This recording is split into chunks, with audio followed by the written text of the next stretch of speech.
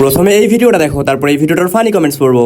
ইমন কেন আমাকে সেখানে নিয়ে গেল কাজের কথা বলে, এবং আমার সাথে কেন হইলো এটা, এবং ওই প্রতিমন্ত্রীকে তাকে আপনারা খুঁজে বের করেন, এবং আমি সুইসাইড করব যদি এটার বিচার না হয়, সে যদি আজকের মধ্যে অ্যারেস্ট না হয়, আমি সুইসাইড করব, আপনারা সবাই দেখবেন, এবং দুইটা মানুষ শুধুমাত্র এই সুইসাইডের জন্য মানে দায়ী থাকবে। तो चलिए शुरू करते हैं। পেমেন্ট ঠিক মতো দেয় নাই, তাই আজ এই সংবাদ সম্মেলন।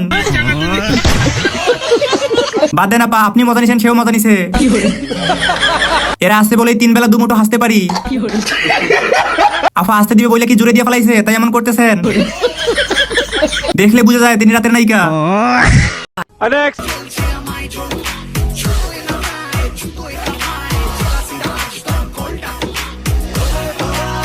तो चलिए शुरू करते हैं। মেয়ের বাবা আমি। দুজনের মধ্যে কাকে মানাবে আমার সাথে? আন্টির বিয়ে হয়েছে কি? না না না। রাজি থাকলে দুজনকে একসাথে বিয়ে করতে চাই। কোনটাকে খামু, টেনশনে পড়ে গেলাম। আমি তোমাকে জীবনও হারাতে চাই না, যদি হারিয়েও যাও মরা ছাড়া আর কোনো উপায় নাই। तो चलिए शुरू करते हैं। শুধু রান্না করছি, খাবি আয়, আমি যাই খাইতে। এদের বয়সটা আমি টুনটুন ধরে সারাদিন ভাবতাম এটা কি। দামি মলম কিনছি তাও চলে। সবার ভালোবাসা আমার হয় না। কয় বছরের পূর্ণতা এটা পাইছিলেন? 10। এই শোনা তোমার অনুরোধ হয়। যেহেতু বাংলাদেশের পর্দাশীল পুরুষ প্রথম, তো আমি ওনার খাতিরে রেসপেক্টে আমি নিজে একটা পর্দা নিয়ে এসেছি। আমি ভারতের প্রথম পর্দাশীল পুরুষ হতে চাই। এই যে দেখো আমি খুব আমার পর্দাটা কিরকম, माशाल्लाह অনেক সুন্দর। তো এই টুপিটা পরলে দেখো এই যে একটা পর্দার মতো চলে আসছে এরকম সুন্দর করে। আমি এই ভারতের প্রথম, তোমার যেহেতু তুমি পাশে আছো তাই আমি আমার পর্দাটা জড়িয়ে গেছে। তারা একটু পর্দা, মানে এই প্রথম এপার বাংলা ওপার ওপার বাংলা দুই পর্দাশীল পুরুষটা একসাথে একসাথে হয়েছে। तो चलिए शुरू करते हैं। এখন শুধু দুইজনের মাঝখানে একজন সুদর্শন পুরুষ হিসেবে অ্যাডলফ খানের প্রয়োজন ছিল। এখানে পুরুষ কই আমি তো দেখতে পারতেছি না, আপনারা যদি দেখে থাকেন আমাকে জানাবেন।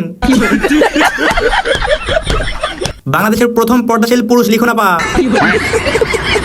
স্যান্ডির পর্দা পেটে গেছে। টুনটুনিবিহীন 2 সুদর্শন পুরুষ। টাকা দিয়ে জামা কিনে একটু দাগ লাগলেই চেঞ্জ করে ফেলি, আর আমি নাকি তাকে ভুলতে পারবো না। तो चलिए शुरू करते हैं। বুকেটা পেটে চলে আসছে, আপুর মন পেট পর্যন্ত চলে আসছে। জায়গার জিনিস জায়গায় নাই। এত নিচে কেন? মনে করছিলাম ডাক্তার। আমার জীবনে অনেক ফ্রেন্ড ছিল, কিন্তু তোদের মতো কেউ হবে না রে।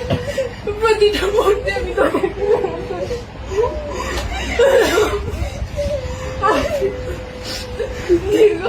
12 বছর পড়াশোনা জীবনে অনেক স্যারের সাথে পরিচয় হয়েছে, অনেক বন্ধু বান্ধবের সাথে পরিচয় হয়েছে, কিন্তু শামীম স্যারের মতো কেউ হয়ে উঠতে পারেনি আজ পর্যন্ত।